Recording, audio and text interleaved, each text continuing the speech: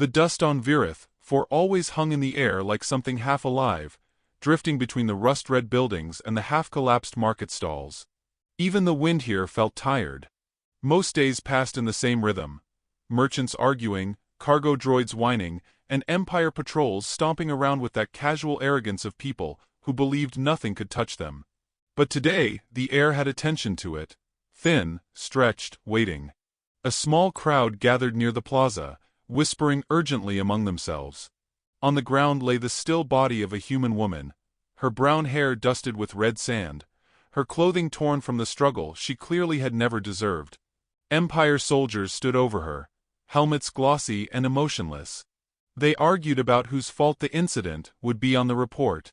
A few aliens watched from behind crates, their skin darkening with fear. Everyone knew humans were strange, too adaptable, too calm, too unpredictable. Killing one felt like poking something dangerous with a stick. The lieutenant responsible for the execution paced in short, irritated lines. "This planet is crawling with these primitive mammals," he muttered, kicking a small stone aside. "One less won't matter." One of the younger soldiers cleared his throat. "Sir, you know the rumors about humans and grief." "Rumors are for the superstitious," the lieutenant snapped. "Humans are weak. Emotional. They break." The soldier swallowed but said nothing more. The crowd shifted suddenly. A figure walked into the plaza, hands in the pockets of a dusty jacket, steps slow and easy, as though he'd just strolled out of a late-night diner back on Earth. Marcus Hale, 34, quiet, polite, the kind of man who fixed neighbors' fences before they asked, stopped just outside the circle of bodies and soldiers. His eyes found her. He stopped breathing for a single second. Just one. Then he inhaled slowly, like someone adjusting to unexpected news. He spoke with a gentleness that made every alien flinch. "Hi," he said softly, almost apologetically. "Anyone want to explain why my wife is lying on the ground?" Several soldiers instinctively stepped back. The lieutenant didn't. He straightened his shoulders as if sensing an opportunity to prove something. This human violated curfew and... No, Marcus' voice didn't rise. It didn't even sharpen. But something inside it shifted, a faint scrape like a blade being unsheathed far away. "She doesn't violate anything. She follows rules better than I do." The lieutenant's tone grew defensive. "She resisted inspection." "Did she now?" Marcus crouched beside the body, touching her hand with infinite care. He brushed a bit of sand from her cheek. His face didn't twist with grief or rage, just a quiet, unreadable stillness. "She bruises easily," he murmured. "Always hated that." The young soldier tried to interject. "Sir, she fought back." Marcus looked up. His eyes didn't look angry. They looked focused. Like the world had shrunk to a single point. "I've known her for 10 years, he said. "She doesn't fight unless someone gives her a reason. So tell me, exactly what did you give her?" The lieutenant scoffed. "Humans are impulsive. Unstable. She attacked my patrol, so I executed standard protocol." Marcus nodded slowly, as if processing a minor inconvenience, like a grocery store being out of milk. "Protocol," he repeated. "Interesting word." He stood, brushing dust from his knees. His hands slipped back into his jacket pockets. His posture relaxed. He almost looked friendly. "Okay," he said gently. "I'd love to sort this out peacefully. Really would.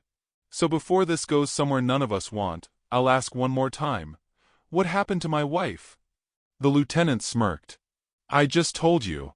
And if you want to join her." The words barely left his mouth before the air changed. Not visibly. Not loudly. It was the silence. A strange, heavy stillness, like the world bracing itself. Aliens stepped back without meaning to. Even the wind quieted. Marcus blinked once, slowly, like someone marking a time code. "All right," he whispered. "That's enough." He walked toward the soldiers, not fast, not tense, just walking. A friendly stroll. A neighbor bringing over cookies. It made it worse. Infinitely worse. 2 soldiers raised their rifles. He didn't flinch. didn't alter his pace. Just smiled mildly and said, "Careful. You might hurt someone." The rifles trembled. "Human male approaching, sir." One soldier cried. "He's unarmed," the lieutenant barked. "Stand your ground." Marcus tilted his head. "Unarmed? That's a matter of perspective." The lieutenant frowned. "What's that supposed to?" A sharp metallic crack echoed across the plaza. The rifle of the nearest soldier fell apart, cleanly sliced, as if cut by invisible precision. Gasps erupted as glowing fragments clattered to the ground. Marcus hadn't moved. His hands still rested casually in his pockets. The young soldier stumbled backward. "Sir, he didn't touch it." Marcus shrugged lightly. "Physics is fun. You should try learning some." The lieutenant's confidence fractured. What are you?" "A husband," Marcus replied. He stepped closer. "And a very patient man. Most days." The lieutenant's hand hovered over his holster, unsure. Marcus' voice softened further, so gentle it chilled the air. "You had so many choices. You could have questioned her. Helped her. Ignored her. Anything." He stopped just feet away. "But you killed her." "I followed protocol," the lieutenant hissed, though his voice shook. "Right," Marcus said. "Well, here's mine." Every civilian watching silently backed away. A few whispered prayers in languages Marcus didn't know. Someone muttered, "Humans don't break. They bend everything else." The lieutenant tried to mask his fear with arrogance. "Whatever threat you think you pose." "I don't think," Marcus cut in, still soft, still terrifyingly polite. "I calculate." For a moment, no one moved. The dead woman lay between them like a fragile, broken line dividing what was and what would be. Marcus lifted his gaze toward the Empire garrison in the distance, an ominous structure marked with blue lights and heavy weapons. The kind of place no citizen approached willingly. He smiled faintly, but the warmth didn't reach his eyes. "I'm going to walk up there," he said, nodding toward the garrison. "And we're going to have a grown-up conversation about consequences." The lieutenant swallowed. "If you step 1 foot inside, our full regiment will annihilate you." Marcus' polite smile widened by a millimeter. "See, that's the spirit. I love honesty." He turned his back on them, calm as a Sunday morning, and began walking toward the garrison, boots crunching softly against the sand. Behind him, a terrified alien whispered the words no one ever wanted to say aloud. "He's not angry because they killed a human woman." A trembling pause. "He's angry because they killed his." The garrison loomed over the colony like a concrete fist, angular and cold, pulsing with the faint blue hum of Empire tech. From a distance, Marcus looked like a man out for an evening stroll. Up close, something in his posture made soldiers along the perimeter freeze. He didn't walk like prey. He walked like someone who'd already seen the ending of the story, and was simply stepping through the pages. 2 guards raised their rifles. "Human, halt." Marcus did, with the easy obedience of a cooperative tourist. "Sure thing," he said pleasantly. "I hate interrupting people when they're working." The guards exchanged a nervous glance, unsure why being agreed with felt threatening. Marcus' eyes drifted past them, noting their stance, the tremor in their trigger fingers, the half-second delay between their breaths. He smiled softly, as though admiring scenery. "I need to speak to whoever's in charge," he said. "Preferably someone who enjoys conversation and doesn't execute civilians for sport."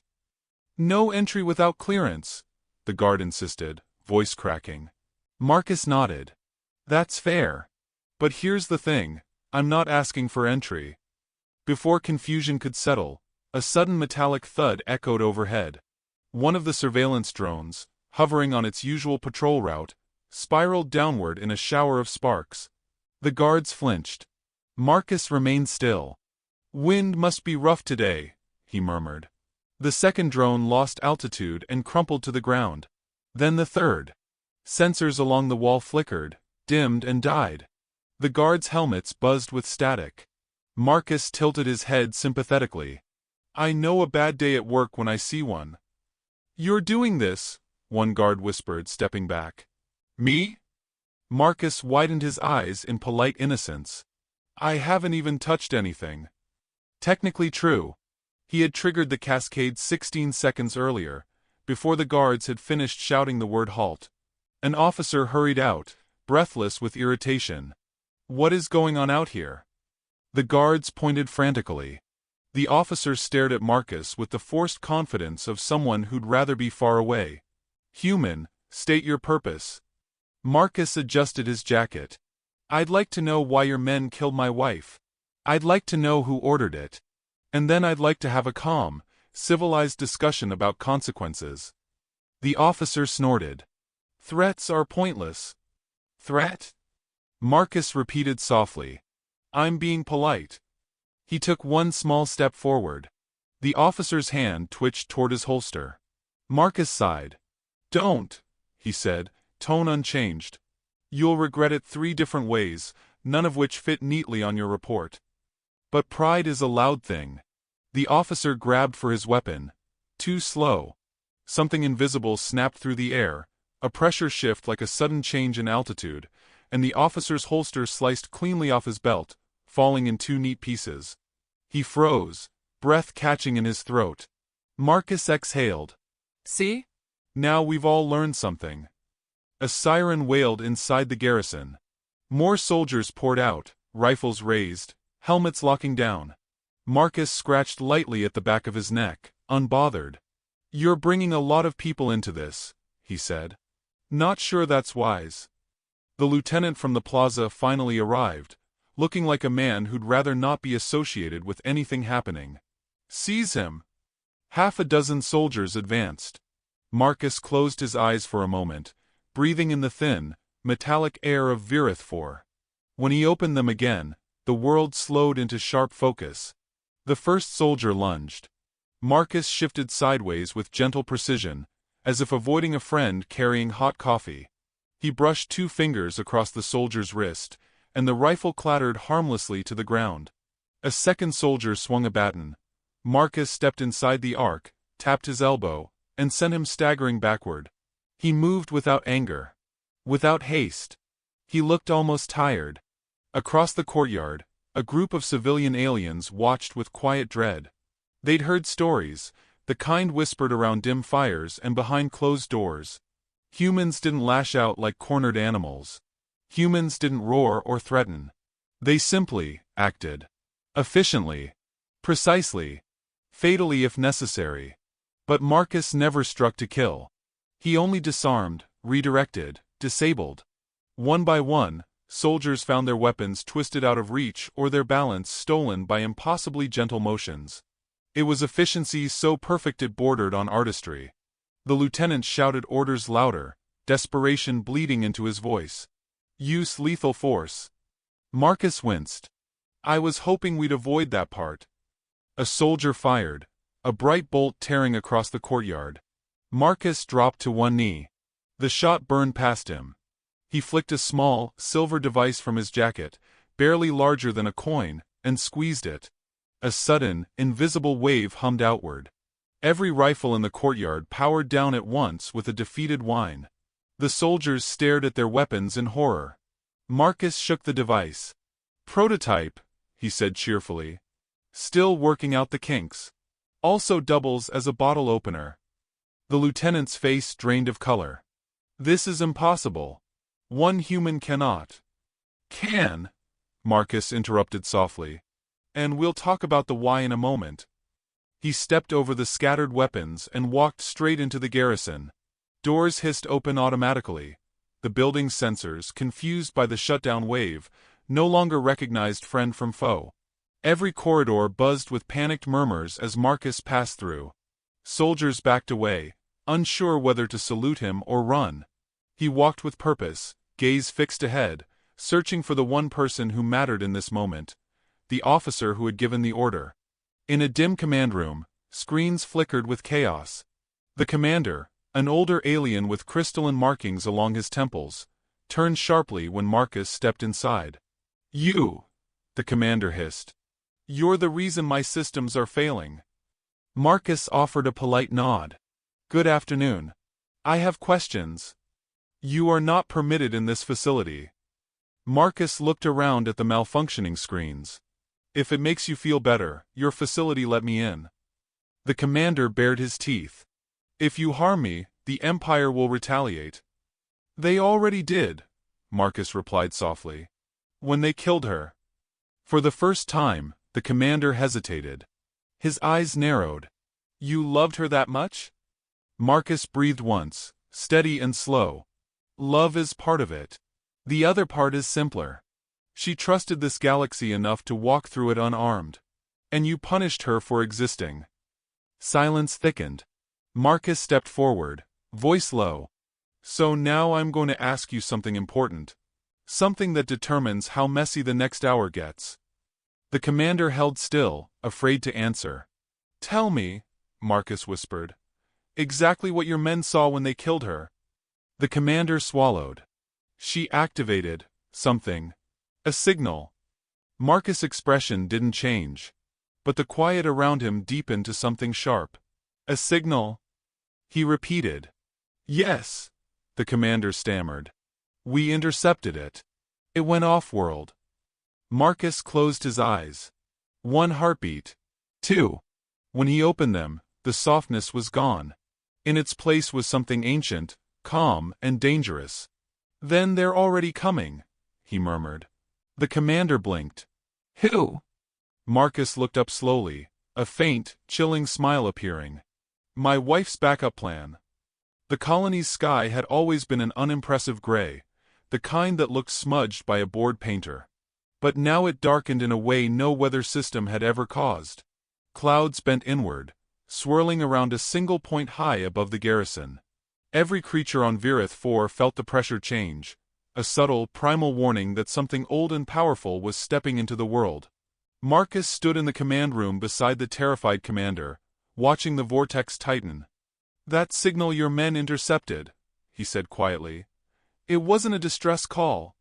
The commander braced himself on the console. Then, what was it? A doorbell.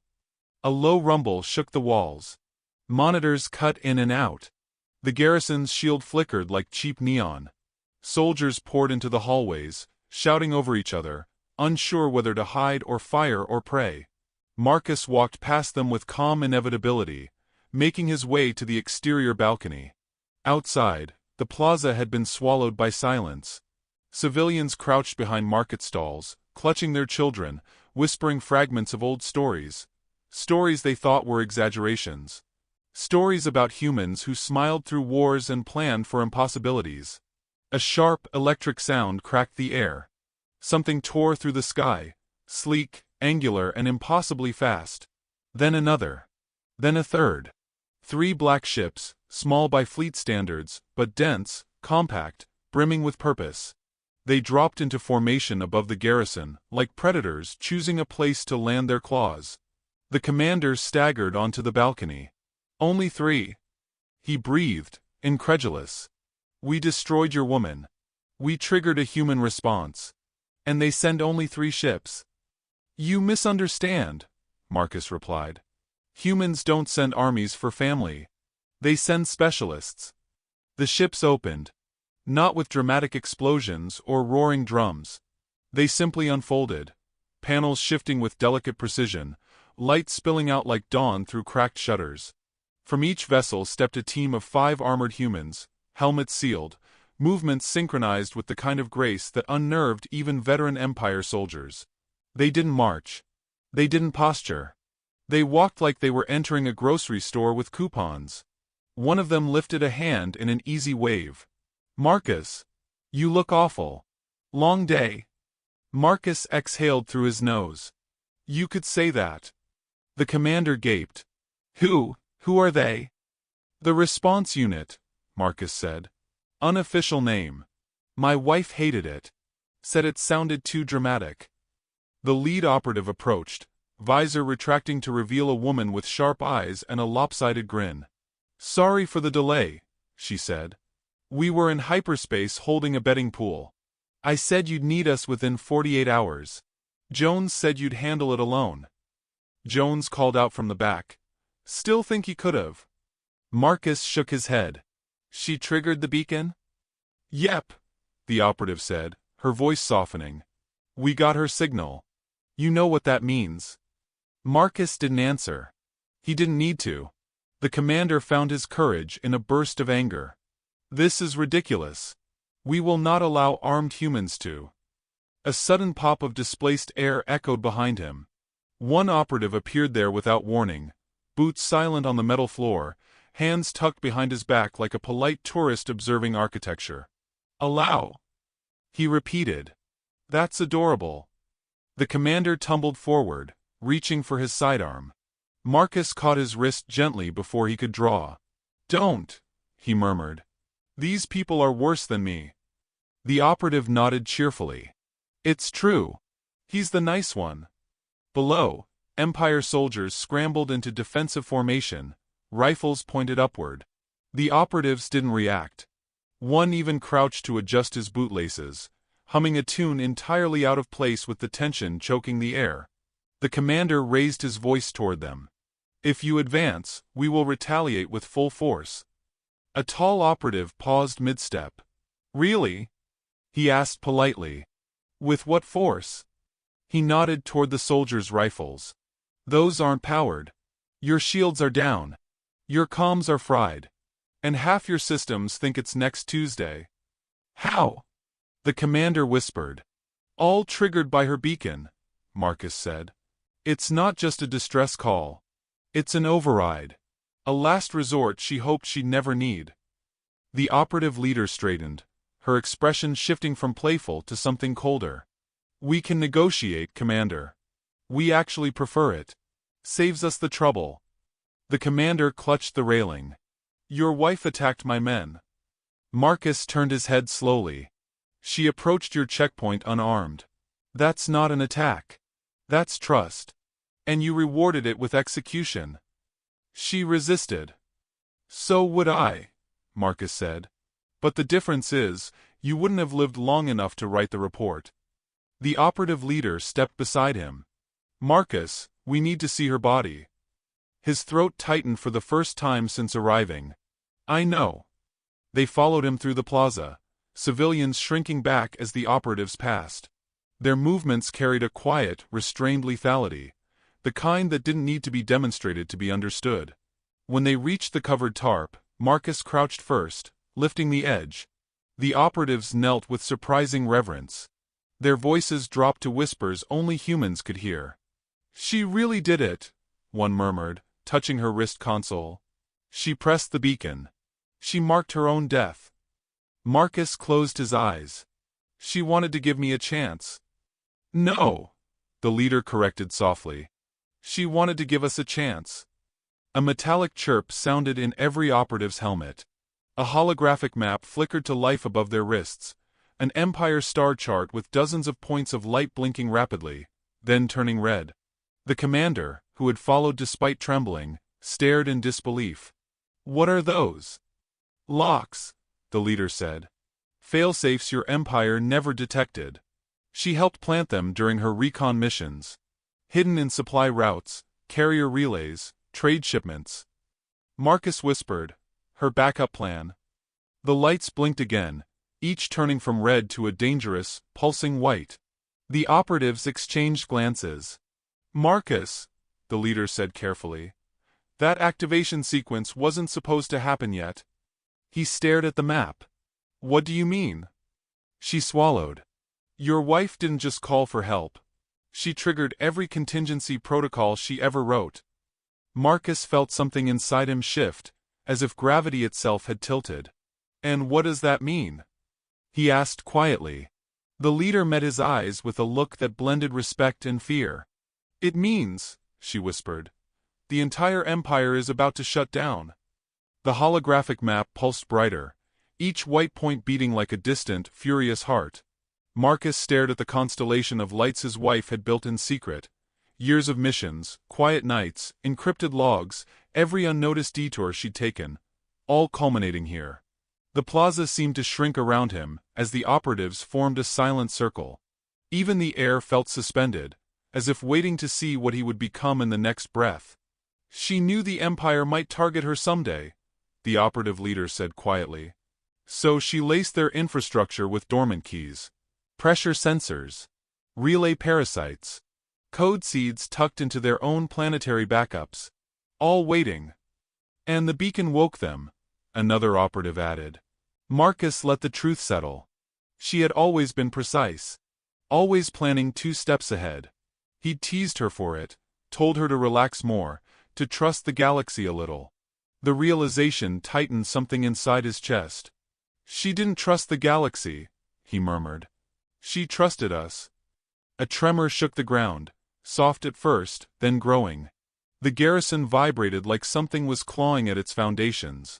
In the distance, the Empire's comm tower flickered, dying in a crackle of blue sparks. A soldier shouted for backup that never came, his voice thin against the roar of failing systems. The commander staggered backward. This is sabotage. You're destabilizing an entire sector. For one human woman. Not for one woman, the operative leader said, her tone almost gentle. For what killing her proves. Marcus turned to the commander, eyes steady. Humans don't escalate because we're angry. We escalate because we calculate the cost of letting something continue. The commander shook his head wildly. You cannot shut down worlds. She could, Marcus corrected. And she is. A tower collapsed in the distance, its fall thundering through the colony. Civilians cried out and rushed for shelter. Empire soldiers scrambled, shouting into dead comms, firing weapons that no longer charged. Across the plaza, floating transports dipped in midair, sputtered, and crashed like metallic birds forgetting how to fly. This isn't targeted, the commander whispered. This is systemic failure. It's mercy, Marcus replied, compared to what the Empire once planned for us. The commander stared at him, realization dawning too late. Your people wanted war. No, Marcus said softly. We wanted safety. Your people made war inevitable. A sudden flash lit the sky as one of the black ships deployed a grid of tiny drones, each the size of a coin, shimmering like silver dust. They dispersed across the colony, embedding themselves into walls, consoles, and armor. Their hum was low, patient, purposeful. The operative leader touched her earpiece. Phase 2 initiated.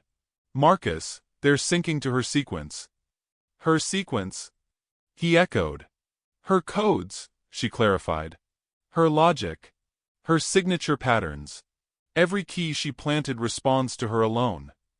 Marcus swallowed. The grief he had kept buried under calm precision now tangled with something else, a quiet, fierce pride. She hadn't died powerless. She had died knowing she would reshape the galaxy with her absence.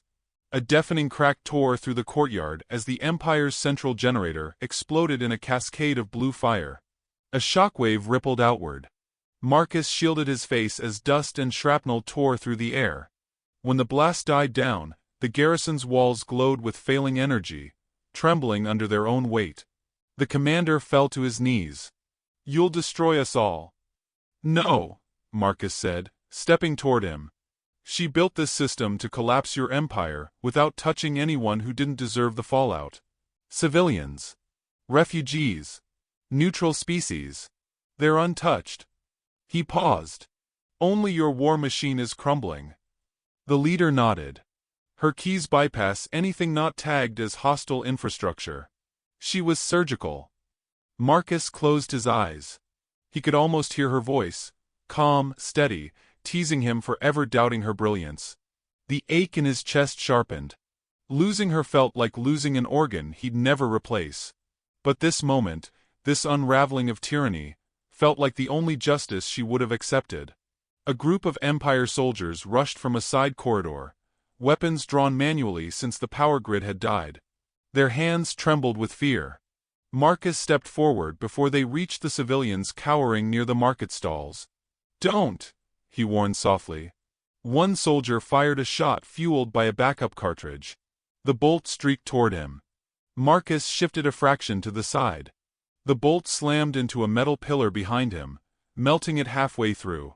The operatives flanked him in a silent arc. Their movements were fluid, effortless, almost elegant. A second soldier lunged with a blade. Marcus caught his wrist, twisted, and disarmed him without breaking stride. "Go home," he told them. "Your empire is over.